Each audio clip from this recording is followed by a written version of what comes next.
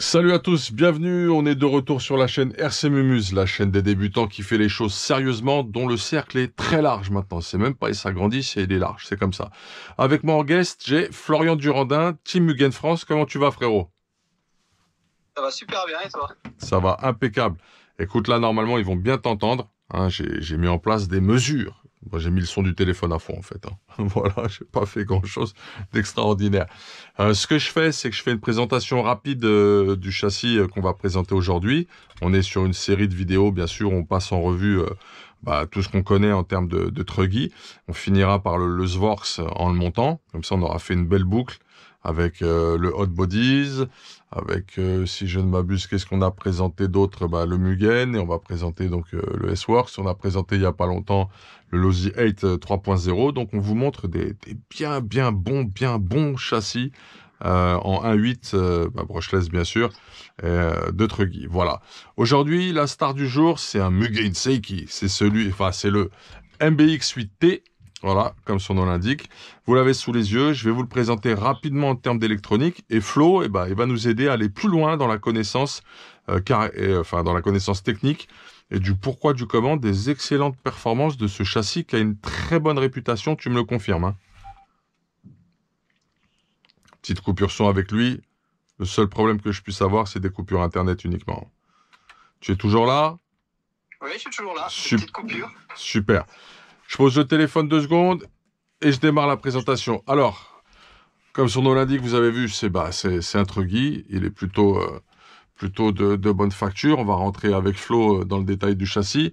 Ce qu'on va regarder, nous tous ensemble, c'est l'électronique qui a été posée dessus avec un excellent cable management. Donc, nous avons un variateur Orion R8X qui peut envoyer jusqu'à 220 ampères en 6S. Donc, il est monstrueux, ce vario. Des performances assez atypiques quand même par rapport aux autres variateurs de la même catégorie. Nous, on le fait tourner en 4S, hein, de toute façon, sur le Mugen. On l'a couplé à un moteur Vortex qui balance 2100 kV, donc 1 volt, 2100 tours. On a mis un ventilateur pour le refroidir un petit peu parce que ce genre de moteur, Orion, il a la réputation et même concrètement, je l'ai vérifié, ça chauffe plutôt pas mal. Donc on a mis un ventilateur de référence DM021RD de la marque Dark Matter que vous pouvez trouver d'ailleurs chez notre partenaire vartel-shop.com. J'ajoute qu'il y a toujours moins 5% sur tous les produits de la gamme WS Line, sur les châssis S-Works et sur les châssis Techno non soldés. Donc on a sélectionné de l'électronique qui a fait ses preuves en rapport qualité-prix pour vous à travers la chaîne avec le partenariat de Monsieur Vartel. Et au niveau des châssis, le choix s'est porté sur 2 gammes de châssis qu'on estime de qualité, qu'on teste, qu'on utilise, qu'on approuve et qu'on va suivre en upgrade d'ailleurs dans les mois qui viennent, puisqu'on va s'intéresser à la version 4 du S35. Voilà. Ça, c'était pour la petite histoire. Je referme la parenthèse et je fais un énorme big up à M. Vartel pour son soutien à notre chaîne. Donc, on revient. Donc, un moteur Orion qu'on refroidit avec le ventilateur et la référence que je vous ai donnée. Là-dessus, on a monté un WS Line 3408, 34 kg à 0,08 secondes sur un bec de 8,4 volts. Et voici pour l'essentiel de ce qui a été mis en électronique. On est sur un récepteur Spectrum qui a une plage en termes de tension et d'ampérage qui permet vraiment de tirer profit de ce type de cerveau de direction. Voilà pour l'essentiel. Flo, on va attaquer la partie châssis ensemble? Oui, pas de problème. Ok. Alors, qu'est-ce que tu peux me dire, toi, étant donné que t'es chez de Mugen, on pourrait penser que t'es pas objectif, mais je sais que tu as une vraie connaissance de ce matériel, et du coup, tu l'éprouves systématiquement à travers des différents événements à travers, pardon, les différents événements auxquels tu participes. De prime abord, qu'est-ce que tu peux dire sur le MBX 8T? Ben, de prime abord, c'est qu'ils ont une nouvelle génération de triangles c'est renforcés avec des plaques C'est vrai. qui sont disponibles en carbone, donc en plastique d'origine. Elle a une architecture très proche de son ancêtre qui est le MBX 7T. Ils lui ont mis de nouveaux triangles, une nouvelle transmission et bien entendu des nouveaux supports d'amortisseurs. Les amortisseurs sont restés les mêmes, par contre. On a les mêmes ressorts, exactement les mêmes pistons à l'intérieur, mais on a voilà, une nouvelle géométrie qui est la même en plus que les MBX8 qu'on peut voir en buggy, que Ok, j'utilise aussi. ok, Voilà. À travers un MBX8 Eco ou un MBX8 thermique, voilà, on a les mêmes cales, on a les mêmes différentiels. Si ce n'est une transmission différente pour le Truggy, qui est quand même en 46-10, donc ça tire très très court par rapport à ce qu'on a l'habitude de voir. Ils ont réduit la transmission en fait dans les différentiels parce qu'on a des roues beaucoup plus grosses qu'un buggy, donc forcément on peut pas avoir la même transmission, sinon il serait inexploitable avec des diffs de buggy par exemple, ce serait inexploitable parce qu'on le ferait tirer encore plus long et il serait beaucoup plus violent, donc c'est pour ça qu'ils ont réduit les diffs en fait, ils ont réduit les couples coniques. d'accord. Sur le modèle que j'ai en face de moi j'ai mis un pignon de 14 dessus. Ouais, ben, d'origine ils préconisent le 15. Et c'est vrai que vu le moteur ultra puissant que tu as, c'est une bonne chose d'avoir descendu au moins d'une dans le pignon. Exact. Sachant qu'on a une couronne de 46 au centre. Exactement, parce que... Elle existe en 47 et en 44. Exactement, parce que déjà, avec le pignon de 14, si je balance plein gaz direct, il a tendance à lever un peu. Et pourtant, j'ai pas punché à mort. Mais c'est super contrôlable. Alors, Ah oui, ça a la réputation d'être très doux quand même, hein, parce qu'ils ont bien, comme je dis, bien redescendu les diffs. On n'a pas une transmission trop violente. C'est vraiment agréable à conduire, que ce soit sur piste ou même en bashing, c'est sympa. Il y a de quoi s'amuser. je sens vraiment du flex dans les triangles arrière. Là, je suis en train de les prendre entre mes mains et de les tordre. Ouais. Il y a vraiment un flex intéressant. Ils sont très flex quand même, ouais. C'est pour ça qu'on a tendance à les rigidifier avec des plaques en carbone. Surtout sur les buggy. Là, pour l'instant, le Truggy, je ne me suis pas encore aventuré à vraiment régler tout ça, voir si rigidifier le triangle, c'est mieux. Ça permet de passer un peu plus vite, mais c'est moins confortable. Donc je pense que la version 2 boîtes est déjà excellente pour s'amuser et puis même pour performer en championnat de France. Hein. Pour le châssis, on est sur du 70-75 ? Ouais, du 70-75, il est pas vraiment traité, il est juste anodisé. Il y a très peu maintenant de marques qui traitent les châssis parce qu'après ça les rend trop rigides en fait. Et du coup, c'est pas intéressant d'avoir un châssis trop rigide. En plus, on a quand même deux versions tu vois, à l'avant sur le premier renfort, on a quand même deux versions, un long, un court. Donc on peut déjà jouer là-dessus sur le flex. Donc pour moi, je pense que c'est une bonne chose de se rendre compte que c'est inutile d'avoir un châssis trop dur et trop traité. Puis après, voilà, on perd en flex, donc c'est pas ce qu'il y a de mieux. Quoi. D'accord. Ouais, les triangles avant aussi ont un flex assez sympa, malgré qu'ils donnent l'illusion d'être plein avec le fait d'être complètement fermé en dessous. Ça évite que quoi que ce soit rentre. Ça, c'est plutôt pas mal. Et les fameuses plaques là, bon, elles sont en plastique, mais qu'on peut changer en carbone. Moi, je les ai pas optionnées. J'ai laissé celles d'origine. J'ai vu que les petites platines qui font la jonction entre les rotules des fusées avant et puis les barres de direction sont en carbone. C'est assez sympathique, ça. Ouais, c'est assez joli, effectivement.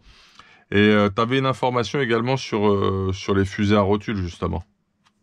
Ouais, les fusées à rotules, il faut savoir que chez Mugen, sur le MBX8, on a deux références de fusées qui sont sensiblement les mêmes que le CTR. On a une version inline, donc qui est deux boîtes sur le Truggy MBX8, qui n'est pas sur les MBX8 Buggy, par contre. On le retrouve uniquement sur le World Edition. Donc en fait, ce sont des fusées où les trois axes sont alignés. L'axe de la boule au-dessus, l'axe de la boule inférieure, ainsi que celle du cardan sont alignés. Ça permet un train avant beaucoup plus efficace, parce qu'il faut quand même savoir que les Truggy en général ont un petit faible sur le train avant parce qu'on a quand même de la masse à déplacer avec les roues qui sont quand même 2 fois plus grosses qu'un buggy. Donc ça a tendance à être un peu feignant du train avant. C'est pour ça qu'ils ont mis deux boîtes, les fusées inline, qui permettent de reprendre un peu de train avant à basse vitesse par contre. C'est clair, là je leur montre la différence entre une roue de buggy et une roue de Truggy. Voilà. Ok. Qu'est-ce qu'on pourrait dire d'autre sur ce châssis ? On retrouve toutes les cales aussi anodisées à la couleur Mugen. Ouais, tout à fait. Comme les tourelles. Comme les tourelles. Donc ça, c'est vraiment le look sympa, un peu bleuï, un peu alu brossé, mais un peu bleu là, qui est sympa de chez Mugen. Et, Donc train avant, train arrière, toutes les cales alu et plutôt épaisses. Hein. Il faut c'est au moins du 4 mm, hein, tout ça. Hein. Bien 4 épais. mm sur les cales Là aussi. à l'intérieur du châssis et 4,5 sur la cale de derrière. Ouais, elle est un peu plus épaisse l'arrière, c'est vrai. Euh, sur la platine de direction qui fait la jonction avec le train avant, on a aussi une cale alu qui vient prendre les triangles hauts dans le support, dans la tourelle avant. Ok. Bonne qualité au niveau de l'alu des tourelles puisque tu le plies pas entre tes mains. Moi, j'ai déjà vu du matos qui est vendu cher pour ce que c'est, où tu la plies entre tes mains carrément. Là, on n'est pas du tout là-dessus, quoi. Là-dessus, on est pas mal aussi. Ok. Le bac à lipo avait été refait aussi sur le MBX8 par rapport au 7R. Il a été un peu refait, il a été percé à des endroits pour pouvoir passer les fils. Toi qui utilises des accus graphène dessus, t'as pas le problème. Mais moi qui utilise les accus de la gamme W-Sline qui sont avec des fils, apparents. Donc forcément, on a besoin que le châssis, que le bac à lipo puisse pas écraser nos fils. Donc ça, ils avaient retravaillé sur le 8 par rapport au 7. Le 7, on était obligé nous-mêmes de mettre un coup de Dremel dedans pour gagner un peu de place, pour pouvoir passer nos fils. Mais là, maintenant, ils l'ont fait à l'avant et à l'arrière, et même sur les côtés. Je sais pas si tu peux voir, il y a 3 ouvertures. Je suis d'accord. Ouais, tout à fait, je les vois et je suis en train de les montrer avec mes doigts. On peut mettre la cuve sur le côté et passer les câbles proprement comme ça. Exactement. Et même en termes de cable management, il y a de la place, c'est fait pour. Il y a un petit guide, regardez comment Vous voyez ce câble ici, je sais pas si ils le verront bien à l'antenne. Ici, vous avez... Enfin, à l'antenne, dans la vidéo, qu'est-ce que je raconte, moi? Là, vous avez le câble qui passe vraiment dans un logement prévu à cet effet. Le câble du Vario, pour le SC, qui part ensuite dans la boîte de récepteur pour être connecté. C'est très propre. On a un cable management qui est nickel en fait sur ce modèle. Impeccable. Ça c'est top. Ouais, on peut faire passer le fil du Vario en dessous, ça c'est super parce que ça évite de pouvoir l'attraper dans un cardan ou autre. Ouais, il se balade pas. Donc ouais, c'est quand même pas mal le fait on peut le passer par-dessus. Si on a un fil un peu court, on peut le faire passer par-dessus le tif central. On a une petite gorge prévue à cet effet. Ouais, je la vois. Alors, on en a une aussi dessous. Ici. On en a une dessous qui nous permet aussi de passer sous le différentiel. On a une petite plaque aussi qui permet que le fil ne touche pas le différentiel central. Donc ouais, comme tu dis, le cable management sur ce châssis a bien été réalisé. Ouais, il a bien été pensé. C'est comme ça depuis le MBX6. Donc ouais, ça ils avaient compris à l'époque déjà que le passage de fil est important, quoi. On a tout ce qu'il faut. Il y a des petites gorges sous le bac à lipo. Donc ouais, le fil il bouge pas et il bougera pas. Ouais, perso, moi je suis super content de ce châssis que j'ai touché carrément neuf, quoi. C'était de l'occasion, mais neuf. D'ailleurs, je fais un big up au vendeur qui me l'avait envoyé et qui avait été super sérieux. On a fait une belle machine, on s'éclate bien avec. C'est un peu le truggy que je sors le plus, moi, du garage. C'est plutôt celui-là, tu vois, que je sors le plus. Et j'aime beaucoup le comportement qu'il a quand je le pilote.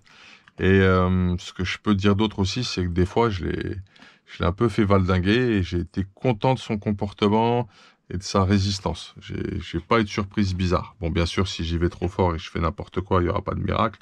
Mais franchement, quand c'est parti en sucette de ma part, à cause d'erreurs de pilotage de ma part, j'ai vraiment été super satisfait de la réaction de l'ensemble. Pas eu de surprise bizarre ou désagréable. Je l'aime beaucoup, en fait. C'est pour ça que j'avais du mal à m'en séparer. Tu comprends? Je comprends. Comme tu as dit dans ta vidéo pour le hot body, c'est la même chose sur le Truggy. Le MBX8T est hyper rare à trouver. C'est une perle rare. Exactement. Ouais. Ils sont plus trop disponibles non plus en neuf, même chez les distributeurs. Donc ouais, ça commence à être un peu compliqué. En occasion, on n'en voit pas du tout. Exactement. Donc ouais. Et les Truggy, c'est un peu peut-être mes machines préférées en fait. Dans le sens où c'est un peu polyvalent, ça peut être très foufou. Vous avez vu comment on a transformé le Losi 8, comment il se comporte. C'est un cheval sauvage, mais T'as une précision, t'as un contrôle que t'as pas avec des MT ou des Muggy, hein, des espèces de monster truck qui ont une base de truggy, notamment chez pas mal de constructeurs en RTR où là, il y a un comportement tel que tu vas casser à cause du comportement du véhicule. Et ça, c'est chiant. Vaut mieux, on est d'accord, casser à cause d'une erreur de pilotage de notre part. Parce que c'est trop bête que tu perdes le contrôle d'un véhicule sans vraiment que ça vienne purement de ton pilotage. Enfin, moi, c'est un truc que j'aime pas trop, quoi. Donc, j'en suis très, très, très content et il sera pas à la vente. Voilà. Définitivement, je peux pas le vendre. Et effectivement, comme tu l'as dit, ils sont rares. En fait, vous allez comprendre de toute façon, hein, les truggy du garage sont rares. Essayez de trouver un Loveziate 3.0, c'est chaud. Essayez de trouver un MBX8T Mugen, c'est chaud. Essayez de trouver un Hot Body The 817T, c'est chaud. Et quand je dis trouver en très bon état, quoi, ou neuf carrément. Donc, c'est pas évident du tout. Alors que c'est des super machines. Moi, je valide complètement. Et ça, là-dessus, il y a pas à tortiller. C'est de la bombe atomique, les truggy. C'est juste génial. Ça fait partie de mes gros kiffs. Voilà. Ben écoute, je pense qu'on a fait le tour de ce MBX8T. Qu'est-ce que t'en penses? Ouais, bah écoute, on a pas mal débattu. Voilà, s'il y en a qui ont des questions, il faut pas hésiter, hein. Dans les commentaires, tu pourras intervenir dans les commentaires? Bah oui, avec plaisir. Si les questions sont constructives, pourquoi pas, on peut enclencher un débat, il n'y a pas de problème. D'accord. Avec plaisir, et puis voilà, pas de problème. Ok. Moi, je te remercie beaucoup d'avoir été là. T'as apporté des informations complémentaires vraiment très, très intéressantes sur ce châssis. On a fait, je pense, une bonne présentation, courte et efficace. À vous de nous le dire. En retour de commentaires, hein, n'hésitez pas, nous ça nous fait progresser et c'est ce qu'on aime. On va vous souhaiter, je vais laisser d'abord la parole à Flo, une excellente continuation. On va vous donner rendez-vous bientôt autour du S-Works, le S35 TE, qui vient de nouveau d'être disponible chez Vartel. Ok, n'hésitez pas, il vient d'en rentrer, ça va partir vite. Attention, les truggy ça part vite les gars. Et il vient d'en avoir des nouveaux, puisqu'on était en rupture sur ce produit. Je crois que c'est moi qui avais pris le dernier, d'ailleurs, pour la petite histoire. Flo, tu te dis au revoir?